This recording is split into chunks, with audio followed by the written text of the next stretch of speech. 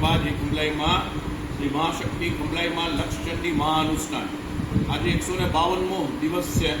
ગઈકાલે 151 દિવસ પૂર્ણ થઈ ગયા. આજે હું અને પ્રમુખ સાહેબ બંને સહપરિવાર પૂજામાં બેઠા છીએ માતાજીની. અમે અત્યાર સુધી વારાહ જોઈ બધાની અને આજે 152મો દિવસ. આજે 10મી સપ્ટેમ્બર 2025 અને બુદ્ધિપ્રદા બુધવાર છે. સવારનો સમય છે. બધા ભૂદેવો આવી ગયા છે અને 135 ભૂદેવો અત્યારે અનુષ્ઠાન કરી રહ્યા છે. બ્રહ્માંડનું સૌથી સચોટ, સૌથી મેથ્સ છે એ ભાઈઓ ફરી એકવાર ઈશ્વરનું બીજું સ્વરૂપ છે. એટલે સાયન્સ છે એ ત્રીજું સ્વરૂપ છે. ભગવાન જ છે. મેથ્સ અને સાયન્સ ભગવાન જ છે. જે લોકો મેથ્સ અને સાયન્સને પ્રેમ કરે છે એ જ ભગવાનને પ્રેમ કરી શકે. અને જે લોકો ભગવાનને પ્રેમ કરે છે એ મેથ્સ સાયન્સને પ્રેમ કરતા જ હોય, કેમ કે એક જ સિક્કાની બે બાજુ. તો સચોટ ગણતરી, કોઈ પણ પ્રકારની ભૂલચૂક નહીં, ઝીરો ટોલરન્સ, કશું ચલાવી લેવાની ભાવના જ નહોતી અને હજી પણ નથી અને હશે પણ નહીં. પૂર્ણ પ્રમાણિકતા, પૂર્ણ નિષ્ઠા, પૂર્ણ સમર્પણ, પૂર્ણ સચ્ચાઈ, પૂર્ણ સાતત્ય, પૂર્ણ સંતોષકારક રીતે બ્રહ્માંડનું સૌથી સચોટ અનુષ્ઠાન માંડલમાં થઈ રહ્યું છે. લક્ષચંડી મહાઅનુષ્ઠાન. મેં તમને ગઈકાલે મેસેજ મોકલ્યો હતો કે આપણે 96,000 ચંડીપાઠ કમલાઈમાના શ્રી ચરણોમાં સમર્પિત કરી ચૂક્યા. હવે 4,000 કરશું એટલે લક્ષચંડી ઓફિશિયલી ચંડીપાઠ અનુષ્ઠાન પૂર્ણ કહેવાય. પણ આપણો લક્ષ્યાંક માતાજીએ તો 1,12,860 આપેલો. આપણે વિચારે કે જેટલું થઈ શકે એટલું. આપણી ગણતરી 1,23,120 ચંડીપાઠની છે અને 18 ઓક્ટોબરે આ મહાઅનુષ્ઠાન એક અવસર આપણાથી જો ચૂકાઈ ગયો તો ચૂકાઈ ગયો અને જો મેળવાઈ ગયો તો મેળવાઈ ગયો. પછી એ માત્ર ને માત્ર યાદોમાં રહી જશે. લક્ષચંડી 71 પેઢીમાં આવતી નથી. એટલે ભૂતો અને ભવિષ્યથી યાવત ચંદ્ર દીવા કરો, જ્યાં સુધી સૂર્ય ચંદ્ર તપશે ત્યાં સુધી માંડલની આ ધરતી પર જેનું અનુષ્ઠાન યાદ રહેશે.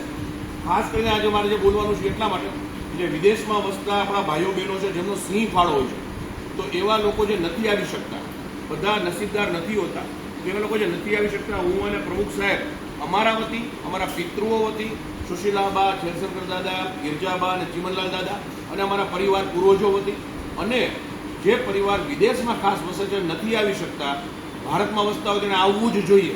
એ નથી આવી શકતા એ એમની ભૂલ છે, પણ જે વિદેશમાં વસે છે એની ભૂલ નથી. તો એવા પરિવારના હું નામ બોલી બોલીને કહું છું, આજે અમે બંને અમારા વતી અને એમના વતી પૂજા કરશું અને એમનું ફળ એમને અવશ્ય અર્પણ કરશું અને એમનું ફળ મળશે. તો હું એના નામ બોલું છું. ફરી એકવાર નૈનાબેન હાજર છે, છતાં એને એક દીકરા તરીકે નૈનાબેન પિયુષભાઈ રાવલ, દક્ષાબેન અશોકભાઈ ઝવેરી, મીરાબેન હરેન્દ્રભાઈ રાવલ, રમેશભાઈ ખેલશંકર રાવલ કેનેડા, નલિનીબેન કિશોરભાઈ રાવલ યુકે, અમારા વડીલ શ્રી અને મુરબ્બી મનસુખભાઈ વલ્લભજીભાઈ માંડલિયા યુએઈ, નીતિશભાઈ,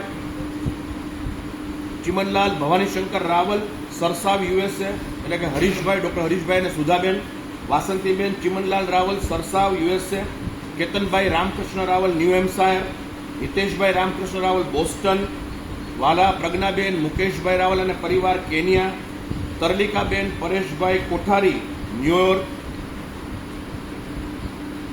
અસ્તાબેન હાર્દિકભાઈ રાવલ યુએસએ, રુચિતાબેન સપનભાઈ રાવલ યુએસએ, નૈનાબેન તો છે જ, નીલાબેન રાવલ અને ધાર્મિક રાવલ યુએસએ, મયુનાબેન આનંદભાઈ રાવલ યુએસએ, હર્ષિદાબેન ચિદાનંદભાઈ દવે યુએસએ, અભયાબેન હાર્દિકભાઈ રાવલ યુએઈ, કમલેશભાઈ વ્યાસ એટલે કે શાસ્ત્રીજી યુએસએ, સુભાન પાર્થિવ રાવલ અને મોનાબેન યુએસએ, અંજલિબેન ધાર્મિકભાઈ જોશી ઓસ્ટ્રેલિયા, દીપાલીબેન જ્વલંતભાઈ ભટ્ટ યુકે, મેઘાબેન શિરીષભાઈ શુક્લ અને દેવીનાબેન યુકે,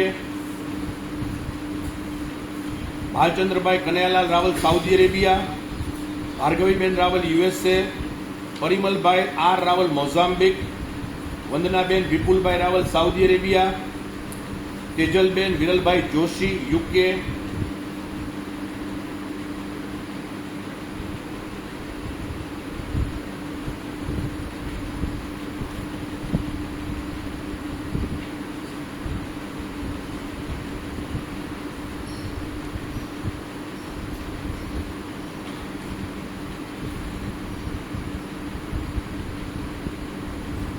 ભરતભાઈ ઉમાશંકર રાવલ શિકાગો,